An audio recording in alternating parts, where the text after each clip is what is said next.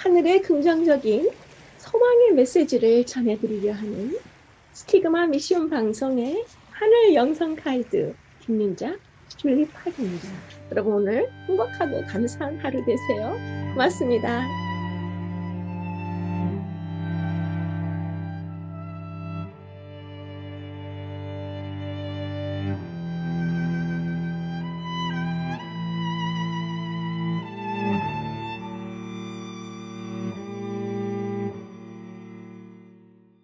안녕하세요. 오늘 히브리서 제5과 예수 쉼을 주시는 분이란 타이틀로 공부하시겠습니다. 이번 히브리서 제1과와 2과에서 보내주신 활기찬 반응에 감사드리고 또 히브리서의 제3과는 4,000회가 넘는 아주 열정적인 시청 반응으로 또 우리가 열심히 함께 공부할 수 있어서 너무 감사드립니다. 이제 4과와 5과 계속 이어서 아주 중요한 컨텐츠가 잔잔히 흐르고 있어요.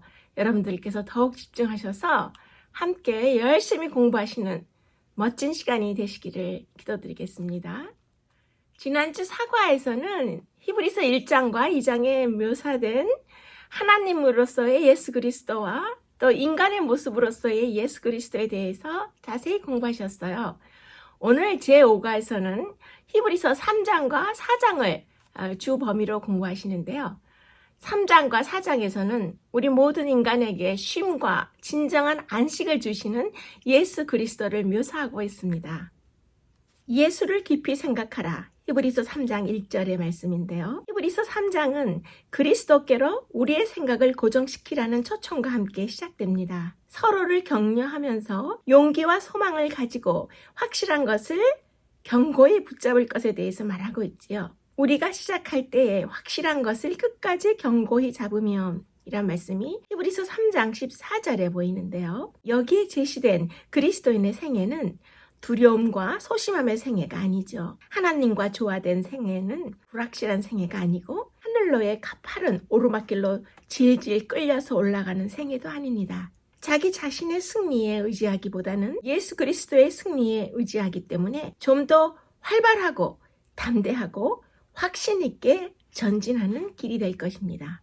안식할 때가 하나님의 백성에게 남아있도다. 히브리서 4장 9절의 말씀입니다. 히브리서에서는 쉼을 하나님께 속한 쉼과 안식일에 쉬는 것 이렇게 두 가지로 묘사하고 있는데요. 그것이 이제 히브리서 4장 1절부터 11절까지 자세히 나오고 있죠. 하나님께서 이 세상을 창조하시고 창조의 기념물로서 제정해 주신 이 땅에서 지키는 안식일과 십자가에서 이 세상을 구속하심으로 우리를 위한 완벽한 준비를 해 놓으셨음을 기억하게 하는 미래에 경험하게 될 안식을 함께 미리 맛볼 수 있는 것입니다. 히브리서 4장을 공부하실 때 중요한 사실은 예수님께서 완전한 승리자로서 하나님의 우편에 앉아 계시기 때문에 지금 우리가 쉼을 그리고 안식을 누릴 수 있다는 것을 기억해야 하는 것입니다.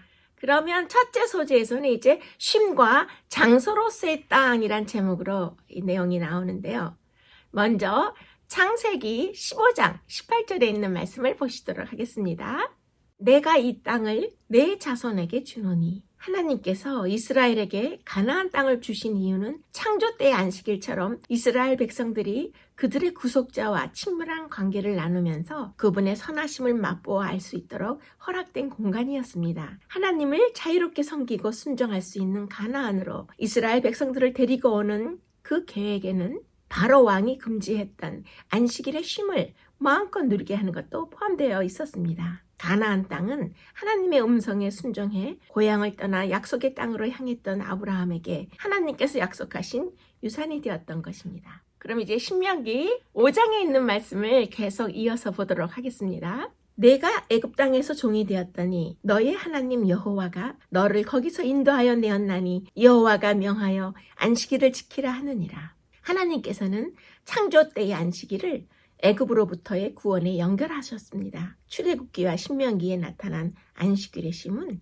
이 두 가지를 기념해서 지키라고 하셨는데요. 하나님께서 안식일을 창조의 기념일과 애굽으로부터의 구속의 기념일로 지키라고 말씀하신 것을 신명기 5장에서 볼 수 있습니다. 첫째 묵상의 질문에서는 안식일을 지키는 것이 우리의 구원과 연결해서 하나님을 전적으로 의지해야 하는 그 주제와 비교해서 어떻게 묵상할 수 있나요? 라고 묻고 있어요. 아주 중요한 대목인데요. 그러면 저는 여기에서 마가복음 2장의 장면을 여러분들에게 보여드리도록 하겠습니다. 안식일은 사람을 위하여 있는 것이요 사람이 안식일을 위하여 있는 것이 아니니. 마가복음 2장 27절입니다. 하나님은 일주일에 하루는 쉬라고 명령하셨어요. 이것은 정말 좋은 법인데요. 예수님 당시의 종교 지도자들은 이 법에 온갖 구체적인 조항을 덧붙였습니다. 그러다 보니 안식일이 하지 말아야 할 활동이 39가지나 되었어요. 바리새인들이 제자들을 비난한 것은 이삭을 자르는 행위가 그들이 만들어 놓은 이 39가지 금지 조항에 포함되어 있었기 때문입니다. 요즘에도 제가 이스라엘을 여행하다 보면은 그 엘리베이터의 그 버튼을 누르는 것도 안식일에는 금지되어 있어요. 그래서 높은 호텔의 그 각 층을 걸어서 올라가고 내려가는 아주 힘든 모습을 이스라엘을 여행하시면 종종 볼 수 있는 모습입니다. 진정으로 안식일을 지키는 것이 이렇게 물리적인 금지 사항으로 규제를 해놨을 때 그것이 얼마나 큰 부담이고 짐인가 우리가 체험할 수 있는 거죠. 구원에 있어서도 오직 하나님만을 의지하고 있음을 인정하면서 안식할 수 있는 날이 진정한 안식일인 것입니다. 따라서 안식일의 준수란 것은 오직 믿음으로 말미암는 구원의 강력한 표시여야 함에도 바리새인들의 규정과 올가매는 조항들이 오히려 그 반대 방향으로 안식일을 몰고 가고 있었음을 보여주는 장면이 지금 마가복음 2장에 나오는 것입니다. 그러면 이제 그 다음 장면에서 또 아주 중요한 내용이 나오죠? 그럼 계속 이어서 마가복음 3장 4절을 보시도록 하겠습니다. 안식일에 생명을 구하는 것과 죽이는 것 어느 것이 옳으냐 하시니 왜 예수님께서는 종교 지도자들에게 분노하셨을까요? 안식일은 상한 것을 회복시키는 날이고 안식일은 마른 땅을 소생시키고 망가진 것을 고치는 날이므로 불쌍한 사람의 그 병든 곳을 그 처절한 고통을 고쳐주시는 것이 안식일에 예수님께서 꼭 해야만 하는 일이었습니다. 하지만 이렇게 종교 지도자들이 또 바리새인들이 만들어 놓은 안식일에 하지 말아야 할 규정에만 얽매였던 지도자들은 예수님이 그 손마른 사람을 치유하는 것이 영 못마땅했습니다. 그들은 숲은 보지 못하고 나무만 보는 사람들이었기 때문이죠. 이 병자는 손만 말라서 불구였지만 그 종교 지도자들은 마음 자체가 불구이고 말라 있었습니다. 사소한 규정으로 비판만 일삼았던 것입니다. 왜 그랬을까요? 그것은 하나님께 향한 구원의 소망의 신앙이 아니라 인간이 만든 종교 그 자체에 집착했기 때문입니다. 중풍병자를 고치시면서 그의 죄까지 용서하신 후에 예수님이 죄 용서의 권위를 주장하시자 종교 지도자들은 신성모독이라며 펄쩍 뛰었던 것을 기억하실 거예요. 하지만 예수님은 아랑곳 없이 다시 한번 대담하신 주장으로 종교 지도자들로 하여금 할 말을 잃게 만드신 상황이 지금 이 마가복음 3장에 또 나오는 것입니다. 예수님께서 유대인 종교를 개혁하러 오신 게 아니라 유대인 종교를 아예 끝내고 유대인 종교를 대신하기 위해 오셨다고 지금 말씀하시는 거예요. 그러니까 종교 지도자들이 당황할 만도 했겠지요. 이 사건 이후로 바리새인들이 헤롯 왕과 예수님을 죽일 것을 의논하는 것이 이제 마가복음 3장에서 계속 이어서 나오듯이 중풍병자를 용서하신 사건으로 십자가로 가는 예약금을 치르신 것처럼 지금 이 마가복음 2장과 3장에서는 또다시 안식일의 주인 되시는 창조주로서의 그리스도의 선포로 인해서 십자가로 가는 그 일을 중도금까지 치르신 그런 위험한 사건이 된 것입니다. 그러면 이제 첫째 소재의 적용의 질문을 보시면 안식일의 참된 의미를 이해하고 그날의 축복을 풍성하게 경험하기 위해서 한 주일 동안 우리의 삶에 어떤 준비가 필요할까요? 라고 묻고 있어요. 이 질문을 우리가 피상적으로 이해하게 되면 어떤 물리적인 준비를 먼저 떠오르게 되죠. 그래서 뭐 물리적인 준비라는 것은 교회에 입고 갈 의복을 준비하고 집안을 청소하고 또 음식을 미리 준비하고 이런 것들을 우리가 먼저 떠올릴 수 있지만 이 안식일을 준비하는 마음의 영적 준비는 그보다 훨씬 깊은 우리 자신의 가치를 증명하는 하나님의 구원의 묵상을 통해서 안식일을 마음속으로 준비할 수 있다고 지금 묻고 있는 것입니다. 제가 어릴 적에 교회의 교육을 소시적부터 받으면서 이제 기숙사에서도 생활을 하면서 교육을 많이 받았는데요. 금요일 저녁이 되어서 이제 안식일이 다가오면 모든 시설 청소와 또 교회 입고 갈 옷과 구두까지 깨끗하게 준비를 하고 또 검열까지 받는 그런 일들이 많았어요. 그래서 어떤 안식일을 준비한다는 것이 어린 마음에 굉장히 물리적인 준비, 옷을 준비하고 또 안식일에 하지 말아야 할 것을 금하기 위해서 미리 철저히 준비하는 그런 것에 대한 어떤 그 관심을 많이 두게 되면서 사실 안식일이 행복하고 내 자신의 가치를 증명하는 날이라기보다는 뭔가 두렵고 하지 말아야 할 것은 절대 지켜야 하는 그런 아주 규칙이 엄한 날로 기억하게 된 것도 지금 생각하면 그 어렸을 때 받았던 그 교육의 현장에서 많은 영향을 받은 것 같아요. 그런데 지금 우리가 또 마가복음 2장을 보시면 안식일을 진정으로 준비하는 것이 어떤 것인가 우리가 좀 더 새롭게 생각해 볼 수 있습니다. 이러므로 인자는 안식일에도 주인이니라. 마가복음 2장 28절의 말씀이죠. 예수님은 종교에 집착하는 종교 지도자들 무리에게 이렇게 말씀하셨는데요. 이것은 안식일의 본래 정신을 일깨워 주시는 말씀이었습니다. 안식일이 무슨 날인가요? 바로 쉬는 날이에요. 아울러 예수님은 안식일의 준수를 둘러싸고 율법주의를 철저히 파괴하시고 계시는데요. 예수님은 종교적인 패러다임을 송두리째 바꾸시고 계신 것입니다. 안식일은 깊은 쉼이고 깊은 평안을 의미하는데요. 이것은 샬롬이라는 그 단어와 같은 의미로 나는 안식일의 주인이다 라고 말씀하신 이것은 예수님은 우리에게 필요한 깊은 안식의 근원이 되시는 것이죠. 그래서 그리스도께서는 쉬는 방식을 완전히 바꾸기 위해 이 땅에 오신 것입니다. 나는 안식일의 주인이니 너에게 쉼을 줄 수 있다. 예수님은 사실상 이렇게 말씀하고 계신 것인데요. 그럼 이것이 무슨 뜻일까요? 그럼 이제 출애굽기 3장에 있는 말씀을 다 함께 보시겠습니다.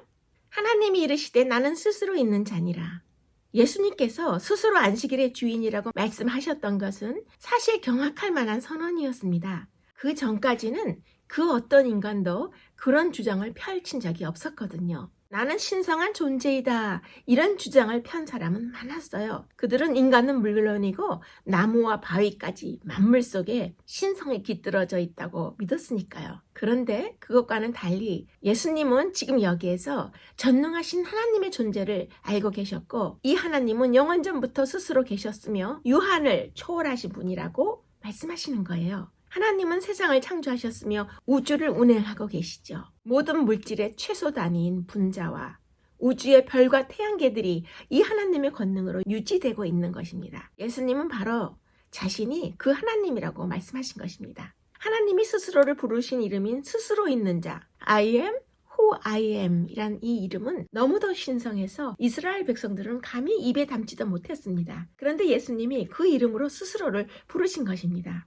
내가 진실로 진실로 내게 이르노니. 네, 이 말씀은 요한복음에 21번 이상 나오는 그 귀절이에요. 진실로 진실로 내게 이르노니 이렇게 진실로라는 단어를 2번 반복해서 쓰신 것은 사복음서 중에서 요한복음에서만 21번 이상 나오는 것인데요. 마태복음과 마가복음과 누가복음에는 내가 진실로 너희에게 이르노니 이런 귀절이 반복되고 있죠. 그래서 마태복음에는 내가 진실로 너희에게 이르노니 이 말씀이 19번 이상 나오고 마가복음에는 11번 이상 나오고 누가복음에는 3번 정도 나오는 것을 우리가 성경을 읽을 때 볼 수 있죠. 그런데 모든 선지자와 종교 지도자 그리고 성인들은 여호와께서 그리 말씀하셨다라는 말로 자신의 주장을 뒷받침하고 했지만 예수님께서는 누군가를 의지해서 말씀하신 적은 없습니다. 지금 여기 말씀처럼 내가 진실로 진실로 내게 이르노니라고 직접 말씀하신 거예요.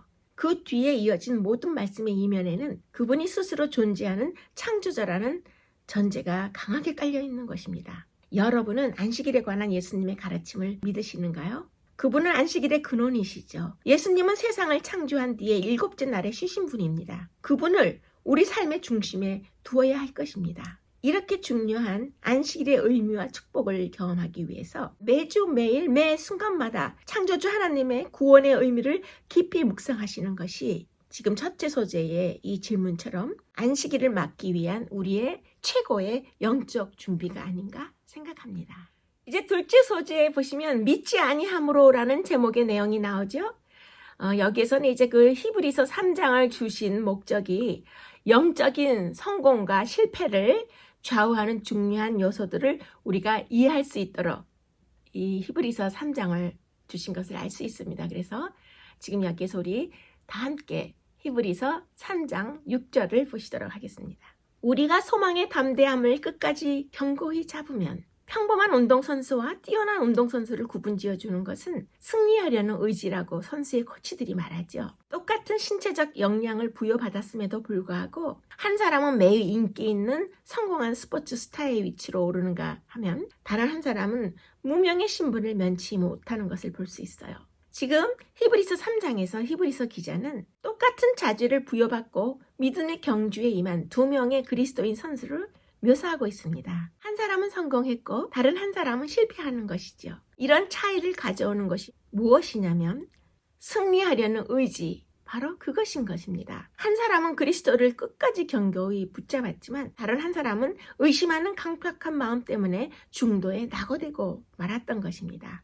이제 이어서 히브리서 3장 19절을 보시면 저희가 믿지 아니함으로 능히 들어가지 못한 것이라 라고 말씀하고 계셔요. 히브리서 3장의 마지막 문단인 16절에서 19절까지의 내용은 전적으로 광야에서 멸망한 이스라엘 시대에 다시 초점을 맞추고 있습니다. 그들은 출발은 잘 하였지요. 하나님의 거룩한 인도와 권능의 증거들에 둘러싸여서 애굽을 빠져나왔습니다. 그리고 그들은 훌륭한 지도자 모세를 가졌지만 실패한 것을 알 수 있습니다. 그러므로 1세기의 하나님의 백성과 마찬가지로 오늘날을 살아가는 하나님의 모든 백성에게도 중요한 두 가지 교훈들이 이 히브리서 3장을 통해서 부상하는데요. 출발을 잘하고 위대한 지도자를 가졌다고 해서 영적 성공을 스스로 확신할 수 없다는 것입니다. 그리스도를 믿는 각 사람이 시대에 상관없이 출발을 잘합니다. 그리고 각 그리스도인은 우주에서 가장 훌륭하신 지도자 예수 그리스도를 모시고 있습니다. 그러나 우리 각자는 해야 할 목표가 있는데요. 옛날에 그 이스라엘처럼 점차적으로 하나님을 떠나서 반역하는 그런 본성을 우리가 갖고 있습니다. 그리하여 우리가 찾고 있던 약속의 땅에서의 우리의 위치를 상실할 위험이 있는 것입니다. 그리스도인의 생애에 있어서 영원한 안식을 얻는 것이 우리의 목표임을 항상 잊지 말아야 하는 것입니다. 히브리서 4장 2절에서는 이스라엘이 받은 약속이 그들에게 유익하지 못한 것은 듣는 자가 믿음과 결부시키지 아니함이라 라고 이야기하고 있어요. 하나님의 기적적인 구원과 인도하심을 경험한 이스라엘 백성들이었지만 결정적인 순간 믿지 않기로 선택함으로써 약속의 땅에 들어가지 못하였던 것입니다. 하나님께서는 오늘 지금 이 순간에도 인간이 결코 이룰 수 없는 선물들을 약속하고 계신데요. 그것들은 은혜로 주어지는 것이며 오직 믿음을 통해서만 얻을 수 있는 것입니다. 이제 둘째 소재의 묵상의 질문을 보시면 우리가 같은 목표를 가지고 하늘을 향해 전진하는 공동체로서 우리에게 진정 필요한 태도는 무엇일까요? 라고 아주 중요한 질문을 하고 있습니다. 믿음을 갖는 것이나 믿음을 버리는 것 두 가지 다 모두 굉장한 전염성을 갖고 있기 때문에 히브리서 독자들에게 서로 피차 믿음의 말을 권면하라고 지금 말씀하고 계시는 것이죠. 그러면 우리 다 함께 히브리서 10장을 잠시 보시도록 하겠습니다. 서로 돌아보아 사랑과 선행을 격려하며 히브리서 10장 24절의 말씀입니다. 만종과 그 이삭 줍는 여인들이라는 그 아주 명화를 많이 그렸던 18세기 프랑스의 인상주의 화가였던 장 프랑스와 밀레의 일화를 소개해드리겠습니다. 밀레는 농부의 가난한 아들로 태어나서 가난한 삶 속에서도 소박하고 정감 넘치는 농부의 삶과 자연의 그런 순간들을 많이 그렸어요. 프랑스 최고의 18세기의 화가 중에 한 명입니다. 이 밀레가 아름다운 전원과 농부들을 많이 그렸지만 당시에는 알아주는 사람이 없었어요. 지금 여러분들이 보시는 이 사진은 왼쪽의 모습은 밀레의 아주 젊었을 때의 그 화가로서의 모습이고 오른쪽의 그림은 밀레의 만종이죠. 그런데 밀레는 그렇게 자기의 그림을 그릴 때 화려한 거실에 걸리는 그림이 아닌 살아있는 그림을 그리고자 했어요. 이러한 밀레의 마음을 이해해주는 사람은 그의 아내와 친구였던 철학자 루소뿐이었습니다. 어느 날 밀레가 젖먹을 하고 있는 농부라는 그림을 그리고 있을 때였습니다. 그림 한 점 팔지 못한 밀레는 불기 없는 냉방에서 그림을 그렸는데요. 아내와 아이들이 며칠째 굶고 있었습니다. 너무 가난해서 식량과 땔감이 떨어진 것이죠. 그림을 완성한 밀레가 기쁜 얼굴로 가족들을 돌아보았지만 아내와 아이들은 헬쑥한 얼굴로 웃고 있었어요. 밀레가 너무나 마음이 아프고 미안한 마음에 목이 메었습니다. 이 그림이 팔려야 식량과 땔감을 구할 텐데 가족들이 걱정하고 있는 것이 보였어요. 어서 빨리 이 그림을 팔아서 양식을 구해와서 아이들에게 먹여야지. 이런 생각을 밀레가 하고 있었습니다. 지금 보시는 이 그림이 바로 그 접목을 하고 있는 농부 그 그림이죠. 생활난에 힘들어하던 밀레가 이 그림을 완성한 후에 그의 어려운 사정을 잘 아는 절친 친구 장자크 루소가 그의 집을 찾아왔어요. 루소는 여러분들이 잘 아시는 대로 프랑스의 유명한 철학자이고 또 사상가이죠. 이 루소가 이제 밀레에게 여보게 밀레, 내가 기쁜 소식을 가져왔네. 드디어 자네 그림을 완성도 하기 전에 기다리면서 이 그림을 사겠다는 사람이 나타난 거야. 루소는 너무너무 기뻐하면서 자기 일처럼 말했습니다.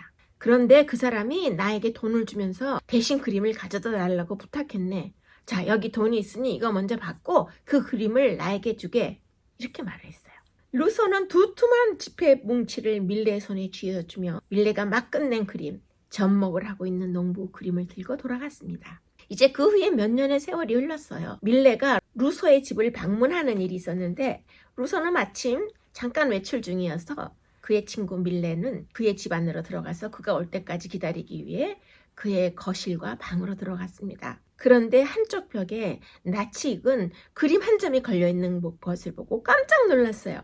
그 그림을 본 밀레는 바로 그것이 자신이 그렸던 접목을 하고 있는 농부의 바로 그 그림이었습니다. 밀레의 어려운 사정을 알고 루소가 자기 돈으로 그 그림을 먼저 사면서 그것을 비밀로 하고 그 그림을 자기 집에 소중하게 걸어놓은 것이었습니다. 그리스도인들에게도 필요한 모습이 바로 이러한 사랑의 모습이 아닐까요?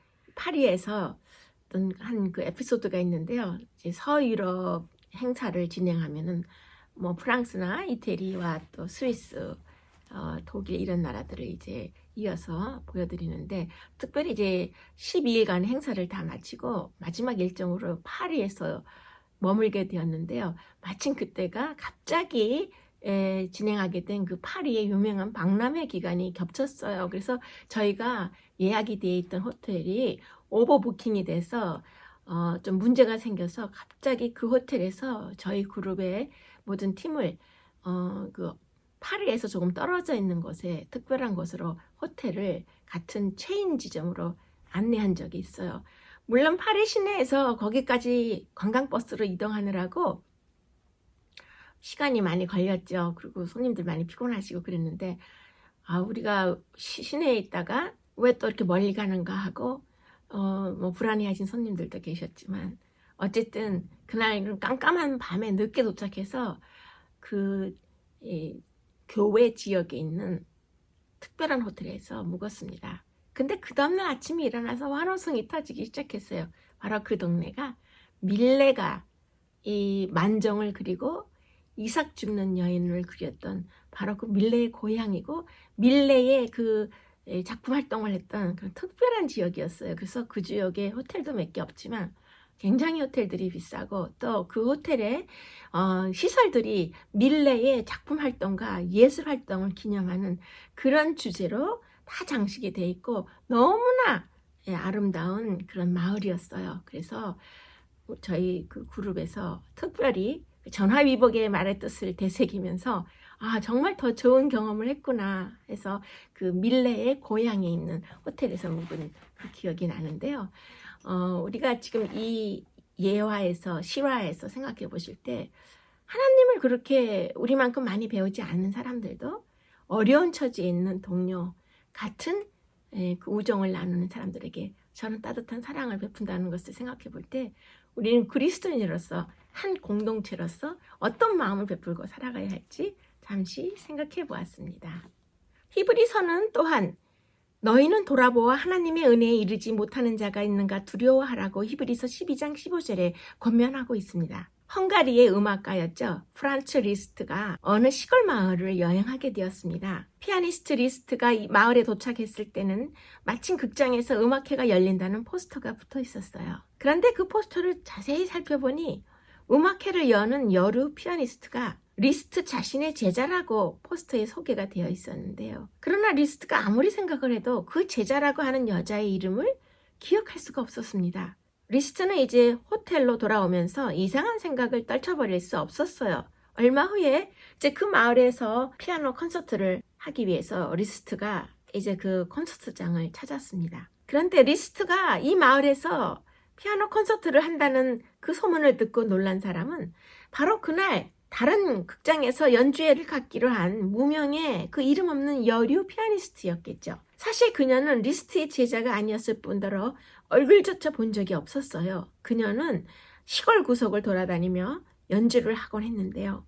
병든 아버지와 나이 어린 동생들을 먹여 살리기 위해서 리스트의 제자라고 거짓말로 허위 경력을 포스터에 썼던 것입니다.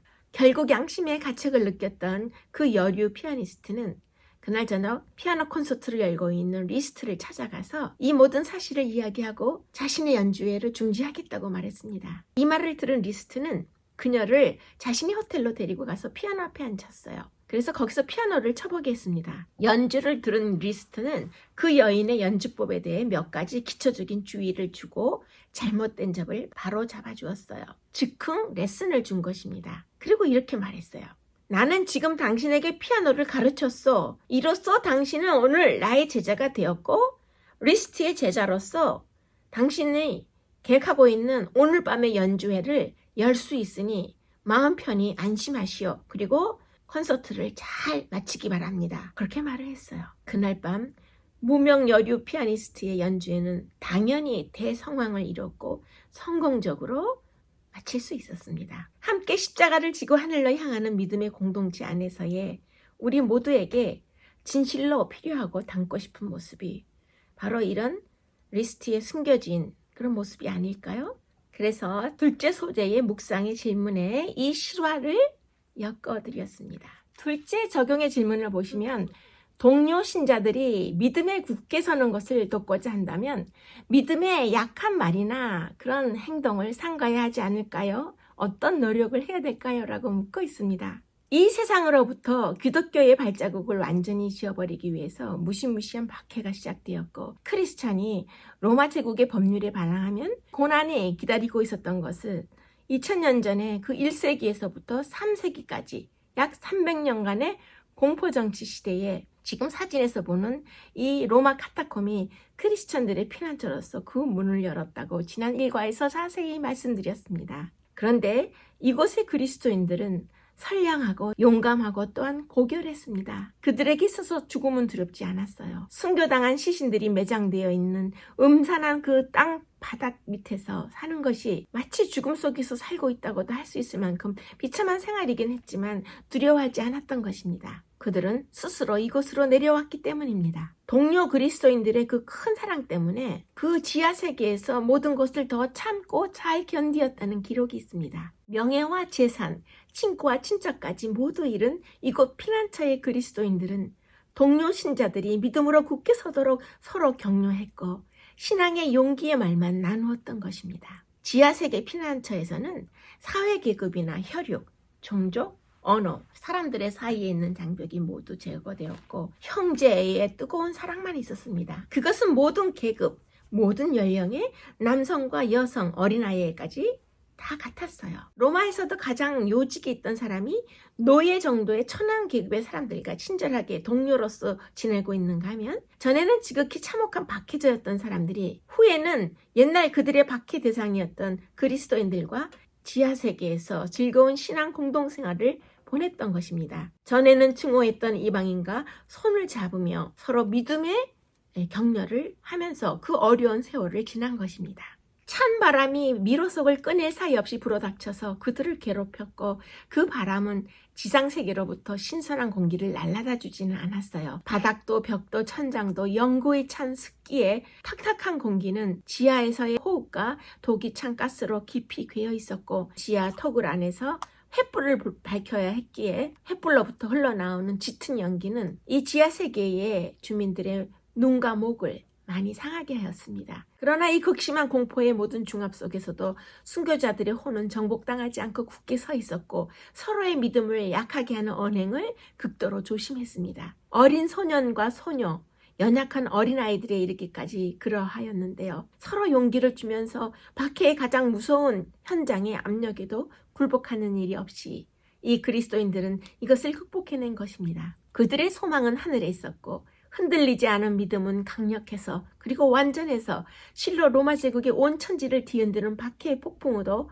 땅속으로부터 그들을 쫓아낼 수는 없었던 것입니다. 그들의 신앙은 고기에서 가장 쓰라린 시련에도 실망의 말을 서로 주고받지 않았고 또 그러한 말을 엄격히 금했고 하나님의 오른편에 서 계시는 영광의 주 그리스도가 그들의 신앙의 희망의 목표였습니다. 오직 그리스도를 신뢰하는 것이 그들에겐 전부였어요. 그것은 생명의 호흡이었고 참혹한 극형을 당할 때에도 그들을 의연하게 했던 신뢰의 믿음은 기독교 신자들 모두가 지상으로부터 완전히 사라진 것 같이 보이는 그 힘든 시대에서도 그들을 충실하게 하였고 그리스도를 기다리게 했던 것입니다. 그들이 그렇게 어려운 삶을 보내면서 서로 용기 주는 사랑을 가지고 있었고 믿음의 말을 주고받았던 것입니다.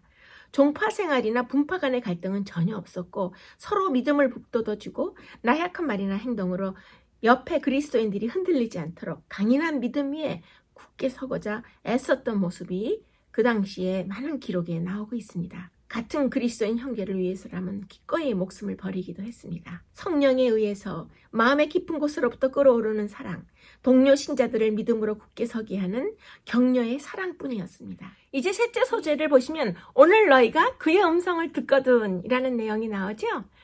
계속 이어서 히브리서 4장의 소중한 말씀을 보시도록 하겠습니다. 오늘날 너희가 그의 음성을 듣거든 너희 마음을 강팍히 하지 말라. 4장 7절의 말씀이죠. 오늘이라는 표현은 히브리서 3장과 4장에서 5번이나 등장합니다. 하나님께서는 오늘 우리에게 당신의 안식 속으로 들어오라고 초청하시는 것입니다. 오늘이라는 개념은 성경 전체에 걸쳐서 매우 중요한 의미인 것을 알 수 있는데요. 하나님의 안식으로의 초청은 오늘 우리에게도 여전히 유효한 것입니다. 우리는 오늘이라는 시간이 가기 전에 즉시 하나님의 뜻에 따르기로 결심해야 하는 것입니다. 히브리서 4장은 하나님이 주시는 최상의 것을 얻기 위해 노력하는 기쁨을 맛보는 것을 목적으로 해서 쓰여졌습니다. 미국 실업계의 거물이었던 로저 웹슨이 언젠가 이렇게 말했어요. 기회는 과거 어느 때보다 오늘날 더 많습니다. 그래서 현재의 이 젊은 사람들은 과거 다른 어떤 세대보다 건강과 행복과 번영을 누릴 기회를 훨씬 더 많이 가지고 있습니다. 네, 이렇게 말했는데요. 이것은 믿음의 경주를 하고 있는 우리 모든 그리스도인들에게도 사실인 것 같습니다. 이것은 하나님의 백성, 곧 이스라엘에게도 사실이었죠. 그러나 그들은 하나님의 축복의 땅에서 살 기회를 놓치고 불신앙과 불순종의 광야에서 죽었습니다. 이 히브리서 4장은 믿음의 경주 중에 있는 그리스도인들에게 두려워해야 할 것과 함께 얻기 위해 싸워야 할 것, 하나님의 약속된 안식을 경험하는 것의 중요성을 확실하게 알려주고 있습니다. 셋째 묵상의 질문에서 고린도후서 6장 1절과 2절을 묵상하면서 오늘이라는 그 의미가 우리에게 왜 그렇게 중요한가 묻고 있습니다. 오늘이라는 그 말이 함축하고 있는 것은 물론 우리가 살아있음을 말하고 있어요. 살아있을 때의 기회를 말하는 것이고, 그런데 그냥 살아있는 것이 아니라 마음과 정신, 육체가 모두 건강하고 온전해서 아주 정상적인 판단과 영적인 묵상을 할 수 있을 때에 그 시간을 오늘이라고 우리가 생각할 수 있는 것입니다. 그러면 여기에서 저는 잠깐 그 곤충, 매미가 왜 그렇게 시끄럽게 여름마다 우는지 여러분들에게 소개해드리고자 합니다.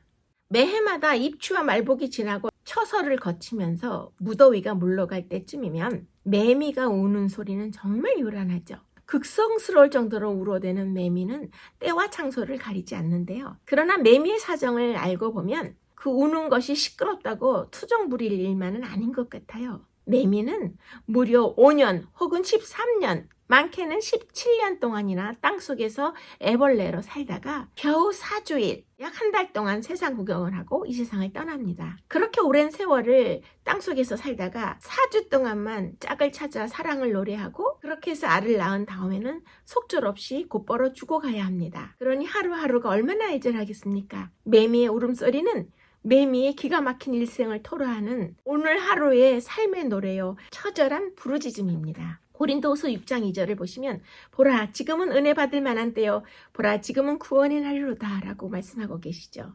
날아다니는 곤충 매미가 자신의 오늘 이 시간을 얼마나 소중하게 생각하는지 그리고 그렇게 짧은 오늘 해야 할 일을 알고서 울부짖는 이 자연현상을 볼 때에 하나님의 형상을 닮은 하나님의 기회를 은혜로 선택할 수 있는 만물의 영장인 우리 인간 모두에게 오늘이라는 기회와 중요성을 깨닫는 것은 너무나 당연한 것입니다. 그러면 여러분은 오늘이라는 이 시간의 기회를 구원받을 수 있는 구원의 날의 시간으로 쓰고 계신지 스스로 묵상해 보시기 바랍니다. 우리가 살고 있는 날은 바로 오늘입니다. 우리가 사용할 수 있는 날은 오늘이고 우리가 소유할 수 있는 날은 오늘뿐입니다. 토마스 칼라일이 한 말이죠. 우리의 삶은 오늘의 연속이고 오늘이 30번 모이면 한 달이 되고 오늘이 365번 모이면 1년이 되고 오늘이 3만 번 모이면 나의 일생이 되는 것입니다. 시간이 언제나 나를 기다리고 있다고 생각하지 마십시오. 게을리 걸어도 결국 목적지에 도달할 날이 있을 것이라는 안일한 생각은 잘못된 것이라고 독일의 철학자 괴테가 말했습니다. 오늘 하루에 최선의 전력을 다하지 않고는 최후의 날에 보람은 없을 것이며 최후의 목표에 능히 도달하지 못할 것을 말하고 있는 것이죠. 사무엘 스마이즈는 매일 15분 정도의 알찬 활용이 내 자신의 삶의 운명을 갈라놓을 것이라고 말했습니다. 매일매일 그 짧은 15분 정도만 알차게 활용한다면 그 삶의 명암이 크게 달라질 것이라고 말하고 있는 것이죠. 우리들 자신 스스로가 오늘을 시간 낭비함으로 내 인생을 짧게 하는 것이다 라고 그 유명한 사상가 세네카는 말했습니다. 우리들이 짧은 인생을 하나님으로부터 받은 것이 아니라 우리 스스로가 오늘을 낭비함으로써 자신의 인생을 짧게 하고 있다는 것이죠. 윌리엄 오슬러가 남긴 명언을 보시면 내일을 위한 최선의 준비는 오늘에 해야 할 일을 모두 오늘 마치는 것이다 라는 것입니다. 이러한 명언들을 생각해 볼 때 내일이면 귀가 안 들릴 사람처럼 아름다운 새 노래소리를 열심히 들어보고 내일이면 후각을 잃을 사람처럼 꽃향기를 많이 맡아보고 내일이면 시각을 잃을 사람처럼 아름다운 세상을 많이 바라보라고 헬렌 켈러가 말했던 것이 생각나는 시간입니다. 넷째 소재에 보시면 그분의 안식에 들어가는 내용이 나오죠. 다시 히브리서 4장의 말씀으로 함께 묵상하도록 하겠습니다. 이미 믿는 우리들은 저 안식에 들어가는도다. 4장 3절의 말씀이죠. 안식이라는 것은 그리스도의 통치와 하나님의 질서 아래로 들어가는 것을 의미하죠. 그래서 그리스도인들에게 궁극적인 안식이란 하나님의 구원을 뜻하는 것입니다. 하나님께서 주신 넷째 계명의 안식일에 참된 안식이 제대로 되지 않으면 5번째 계명부터 10째 계명까지 모두 제대로 지킬 수 없고 무너지게 되어 있는 것을 알 수 있어요. 그래서 결국 우리의 구원을 최종적으로 이루실 예수님을 믿는 믿음 안에서 우리가 안식할 수 있는 것입니다. 그러면 히브리서 4장 11절을 보시면 우리가 저 안식에 들어가기를 힘쓰지니 라고 말씀하고 계시죠. 안식일의 쉼은 하나님께서 창조와 구속 사역을 완성하신 사실을 2가지 기념하도록 합니다. 이스라엘 백성이 10하루 거리에 그 가나안을 앞에 두고 40년을 방황한 이유가 첫째, 하나님을 믿지 않았기 때문이고 둘째는 하나님을 순종하지 않았기 때문이라고 우리가 신명기에서 열심히 배웠습니다. 따라서 우리가 진정한 안식을 못하는 이유는 믿지 않고 순종하지 않기 때문입니다. 오늘을 살아가는 마지막 시대의 우리 그리스도인들이 하나님의 진정한 안식에 들어가기 위해서는 우리가 하나님을 제대로 믿고 또 하나님께 순종하는 것이 그분의 안식을 경험할 수 있는 첩경이라는 것을 이 시간에 기억하시면 좋겠습니다. 넷째 소재의 묵상의 질문을 보시면 우리에게 허락된 구원의 확신 속에서 그렇게 축복을 받았으면서 우리가 어떻게 믿음으로 온전한 안식을 얻을 수 있을까요? 묻고 있어요. 우리 그리스도인으로서의 진정한 쉼과 안식을 방해하는 것은 우리의 자책감과 영적 불안감이 아닌가 저는 생각합니다. 그래서 잠시 또 좋은 묵상으로 여러분들을 안내하겠습니다. 그러면 어떠하뇨? 우리는 나으뇨? 결코 아니라 의인은 없나니 하나도 없으며 로마서 3장 9절에서 10절 말씀이죠. 우리는 너무나 자주 구원의 대장 되시는 예수님이 아니라 우리 자신의 부족함에 집중함으로 영적 불안감 속에 살아갑니다. 영적 불안감은 구원을 얻기 위해 나 스스로 뭔가를 더 해야만 할 것 같은 느낌이 들게 하고 우리에게서 하나님께서 약속하신 진정한 쉼과 평안을 빼앗아가는 것입니다. 불완전한 우리를 조건 없이 파격적으로 사랑해 주실 분, 우리에게 아무것도 바라는 것 없이 순수한 마음으로 사랑해 주시는 분, 이런 사랑을 받고 나면 우리 안에 자존감이 충만해지게 됩니다. 비로소 우리 안에 자존감이 충만해질 때 우리도 그런 사랑을 타인에게 나눠줄 수 있는 것이죠. 그런데 이렇게 우리를 사랑해 주실 분이 누구인가요? 바로 예수 그리스도이신 것입니다. 그럼 이제 한 여인의 고백의 편지를 잠시 여러분들과 나누겠습니다. 내 인생의 가장 큰 문제점은 사람들의 시선에 연연하는 거였습니다. 남들이 나를 인정하고 좋아하지 않으면 견디질 못했습니다.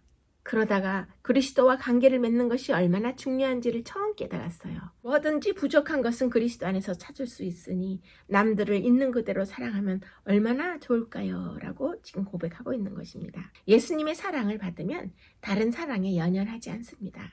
진짜 사랑을 하게 되니까요. 상대방이 사랑해 주지 않아도 상관없습니다. 상대방을 조건 없이 사랑할 때 이런 사랑은 나눠줄수록 더욱 커지는 그리스도의 사랑이기 때문입니다. 2차 세계대전 시 유대인들이 600만 명이나 학살되었는데요. 그때 주동자였던 아돌프 아이히만이라는 사람이 재판받을 때의 이야기입니다. 전쟁이 끝나자 유대인 특공대가 아르헨티나에 숨어 살던 독일인 아이히만을 생포해서 1961년 국제재판에 회부하였죠. 그는 그 재판에서 난 그저 상부의 명령에 따랐을 뿐이다 라는 말만 반복했어요. 비열한 악한 영이나 신념에 가득 찬 미친 사람이 아닌 너무나 평범한 그냥 한 남자, 한 노인의 모습이었죠. 재판이 있던 날 유대인 학살 시에 가까스로 가스실에서 극적으로 살아난 엘 아이무라는 유대인이 참석하였습니다. 그는 방청석에 앉아서 그 재판이 끝나갈 때 대성통곡을 하고 있었어요. 재판이 완전히 끝나자 신문 기자들이 엘 아이무에게 왜 통곡했는지 질문하였을 때 엘 아이무는 모든 사람의 예상을 뒤엎는 대답을 해서 기자들을 놀라게 했지요. 그 사람은 자신이 당했던 고난 때문에 통곡한 것이 아니었어요. 그는 그 아돌프 아이히만이라는 독일 사람을 뿌리 2개쯤 달린 매우 사악한 인간으로 생각해 왔는데 막상 법정에서 보니 그가 너무나 평범하고 착해 보이는 인간이었다는 것이죠. 그렇다면 자기 자신도 상황에 따라서는 그와 같이 악한 인간이 될 수 있겠다는 생각이 들자 그 재판 자리에서 대성통곡을 하고 울었다는 유명한 실화가 있습니다. 이 이야기는 인간의 악함과 조금 덜 악함의 차이가 거의 없다는 것을 말해주고 있죠. 그래서 지금 공부하시는 이 질문들을 생각해 볼 때 우리는 하나님의 안식에 들어가기 위해서 풀어야 할 오해를 잠깐 풀고 지나가시면 좋을 것 같아요. 4가지 영적 결함들이라고 불리는 그 오해 4가지를 한번 보겠습니다. 여러분께서 그리스도인이기 때문에 여러분의 모든 문제가 해결되어 있다라고 생각하시나요? 그리스도인이기 때문에 해결되지 못하는 문제도 많은 것이 사실입니다. 그렇게 생각한다면 우리가 그리스도인이기 때문에 모든 문제가 반드시 해결돼야 된다라고 생각하면 그것이 큰 오해가 된다는 것이죠. 그리고 여러분이 문제거리를 갖고 있다면 여러분들은 영적이지 못한 것이다 라고 생각하는 것이 오해인 것이 우리가 그리스도인이기 때문에 더 문제거리를 많이 갖고 있는 것이고 문제거리가 우리에게 있다고 해서 자책할 필요가 없다는 것이죠. 3번째로 그리스도인들은 정신적, 육체적으로 물론 약해질 수 있습니다. 그리스도인이기 때문에 심신이 모두 약해지는 것은 자신의 책임이다라고 생각하지 말라는 것이죠. 그래서 그리스도인들도 정신적, 육체적으로 얼마든지 약해질 수 있는 존재이고 4번째, 믿을 만한 성경의 가르침을 접하게 되면 자동적으로 모든 문제가 해결된다라고 생각하는 것이 오해인데 우리가 성경의 가르침을 많이 배워도 우리 문제가 자동적으로 해결되는 건 하나도 없습니다. 모든 것을 하나님께 맡기고 이 그리스도인의 십자가의 길을 가야 되는 것인데요. 우리가 하나님의 안식에 들어갈 때에 우리 스스로 갖게 되는 이런 4가지 문제점의 그 오해들을 스스로 품고 있다면 우리가 안식할 수 없을 것입니다. 영적 결함들이라고 스스로 생각하는 잘못된 오해를 푸시고 이런 모든 현상과 문제들은 당연히 우리 모두가 갖고 있는 지극히 자연스러운 일이다라고 생각하시고 우리가 갖고 있는 어떤 그 자책감이나 자괴감에서 해방돼야 우리가 하나님의 안식에 들어갈 수 있는 것입니다. 네, 넷째 적용을 보시면은 하나님께서 우리에게 허락하신 그 참된 안식에 들어가기 위해서 우리는 어떤 마음의 부담을 내려놓아야 할까요? 라고 중요한 질문을 하고 있어요. 저는 여기서 특별히 우리 인간 모두에게 누군가에게 인정을 받아야 한다는 그 많은 압박을, 그런 마음의 부담을 내려놓을 때에 하나님의 안식에 들어갈 수 있다라는 것을 저는 여러분들과 묵상해 보고 싶습니다. 그래서 실화 한 가지를 또 여러분과 나누도록 하겠습니다. 영화 불의 전차 Chariot of Fire라는 이 영화는 1924년 파리 올림픽에서 뛴 두 선수의 실화를 그린 작품입니다. 두 선수 중에 에릭 리델은 크리스천이었기 때문에 안식일의 경기에 뛰지 않기로 결심한 것으로 세계적으로 유명해지죠. 그래서 우승이 유력한 종목에서 금메달을 따지 못했습니다. 그런데 이 영화는 에릭 리델과 헤럴드 에이브라함스의 두 선수의 그 정신세계를 비교하면서 새로운 차원의 진정한 쉼이 무엇인가, 안식이 무엇인가를 보여주는 그런 영화였어요. 리델과 에이브라함스는 모두 금메달을 향해 최선을 다해 달려갔죠. 그러나 에이브라함스의 목적은 오직 자신의 빨리 뛰는 능력을 증명해 보이는 것이었습니다. 그래서 이 영화의 한 장면에서 육상 선수 에이브라함스는 자신이 뛸 경기에 관해 이렇게 말했어요. 내 존재 가치를 내가 스스로 증명할 시간은 10초 안에 있습니다. 그런데 리델은 이미 자신의 가치를 인정하고 받아주신 하나님을 기쁘시게 할 마음 그 한 가지였다고 말했어요. 그래서 에릭 리델은 그의 여동생에게 이렇게 말했어요. 나는 하나님이 나를 참 빠르게 만드신 것 같아. 그래서 내가 달리고 뛸 때마다 하나님께서 나를 보시며 기뻐하시는 게 느껴진단 말이야. 에릭 리델은 뛸 때도 쉬는 기분이었지만 헤럴드 에이브라함스는 쉴 때도 힘들어했어요. 그 이유가 무엇일까요? 그것은 에이브라함 선수는 끊임없이 자신의 가치, 즉 최고 속도로 뛸 수 있는 자신의 가치를 누군가에게 계속 증명해야 했기 때문입니다. 우리 대부분은 하나님과 자신 그리고 남들에게 자신의 가치를 증명해 보이기 위해 일하고 또 일하고 노력합니다. 그런데 이 일은 복음 안에서 쉼을 얻기 전까지 절대 끝이 나지 않는 것입니다. 하나님은 위대한 창조 사역을 마치시고 다 이루었다라고 하신 후에 일곱째 안식일에 쉬셨습니다. 예수님도 십자가 위에서 위대한 구속 사역을 마치시고 다 이루었다라고 말씀하셨습니다. 그래서 그 덕분에 우리가 이제 쉴 수 있게 된 것입니다. 우리를 정말로 지치게 만드는 일, 우리의 인격과 행실이 완벽하지 못하기 때문에 어떻게든 자신의 의로움을 증명해 보이려고 발버둥 치는 일, 그것이 아닐까요? 그런데 정말 중요한 것은 예수님은 우리의 그렇게 발버둥 치는 일도 이미 다 우리를 위해 이루었다고 말씀하시는 것입니다. 예수님은 우리가 살아야 할 삶을 사셨고 우리가 당해야 할 죽음을 당하셨습니다. 우리가 예수님이 이루신 일에 의지하면 하나님은 우리를 있는 그대로 흡족해 하시는 것입니다. 그래서 우리는 현재의 삶에 만족하며 안식할 수 있는 것입니다. 의사들은 쪽잠이 아니라 깊은 수면이 중요하다고 말하지요. 세상에서 가장 멋진 휴양지에 휴가를 가서도 예수님이 십자가에서 이루신 일 안에서 나의 영혼이 깊은 안식과 쉼을 얻지 못하면 어디를 가든 진정으로 쉬는 게 아닙니다. 예수님은 십자가 위에서 하나님으로부터 분리되어 고통을 겪으셨습니다. 덕분에 우리는 그분이 우리를 사랑하시고 우리 죄를 용서하셨다는 사실을 알고 거기서 오는 깊은 쉼과 안식을 누릴 수 있는 것입니다. 이제 다섯째 소재의 새로운 창조를 미리 맛봄이라는 주제가 나오는데요. 여기에서 오늘의 기억절, 주제 성경절 히브리서 4장 9절을 다 함께 보시도록 하겠습니다. 그런즉 안식할 때가 하나님의 백성에게 남아있도다. 안식일은 태초에 하나님께서 우리를 위해 이루신 일들을 세상 창조의 기념일 뿐만 아니라 불완전한 세상에 살면서도 앞으로 다가올 하늘을 기대하는 날로 주셨습니다. 히브리서 4장 9절은 미래를 바라보도록 추천하고 있는데요. 이 말씀은 하나님께서 미래의 안식일에 쉼을 준비해 두셨다고 이야기하는 것입니다. 안식일은 과거에 있었던 하나님의 승리를 기억하는 날일 뿐만 아니라 미래를 위한 하나님의 약속들을 기념하는 날이기도 하기 때문입니다. 인류의 타락 이후로 안식일은 하나님께서 메시아를 통해서 창조 세계를 원래의 영광스럽던 모습으로 다시 회복하시리라는 약속을 기억하게 하는 날이 되었습니다. 안식일은 우리를 거룩하게 하는 그리스도의 능력의 표징이므로 이 안식일은 그리스도의 권세의 증거로서 창조 사업을 가리키고 있는 것입니다. 수고하고 무거운 짐진 자들아 다 내게로 오라고 말씀하시는 마태복음 11장 28절에 그리스도의 초청을 반복하고 있는 것입니다. 함께 공부하신 히브리서 제5과를 이제 마무리할 시간이 되었습니다. 히브리서 3장과 4장을 통해 예수님이 하나님인 동시에 인간이며 영원한 왕이라는 사실을 알았습니다. 예수님은 용서요, 쉼이며 안식이고 능력이요, 무한한 사랑이심을 오늘 배웠습니다. 인간의 최후 경쟁력은 믿음의 고난 속에서도 쉼과 안식과 평화를 누리는 것임을 확신하셨습니까? 인생의 양보다는 인생의 질이 중요한 것인데 하나님 안에서의 쉼과 안식을 믿고 누려야 할 것입니다.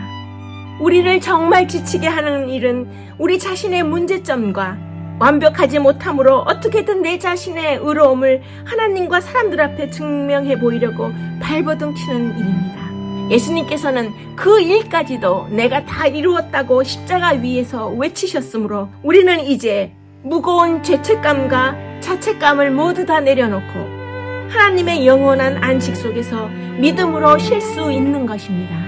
왜 하나님께서는 우리를 필요로 하지도 않으시면서 굳이 우리를 창조하시고 결국 나중에 십자가라는 비싼 대가를 치르면서까지 우리를 구속하셨을까요? 그것은 우리를 사랑하셨기 때문입니다. 이 사랑을 받으면 인내와 자존감을 얻게 되어 우리도 남들에게 더욱 진정한 사랑을 나눠주게 될 것입니다. 온전한 쉼과 영원한 안식을 약속하시는 주님의 타이밍에는 반드시 이유가 있습니다. 지금 여러분은 어떤 타이밍을 쫓아가고 계십니까? 이 땅에서의 쉼뿐만 아니라 영원한 안식을 선물로 주시기 원하시는 하나님의 초청에 여러분은 오늘 어떻게 반응하시겠습니까? 신실하신 제사장으로서의 예수님을 조명해드리는 제6과의 내용으로 다음 주에 다시 찾아뵙겠습니다. 오늘 5과 끝까지 함께 공부하시고 시청해 주셔서 진심으로 감사드립니다.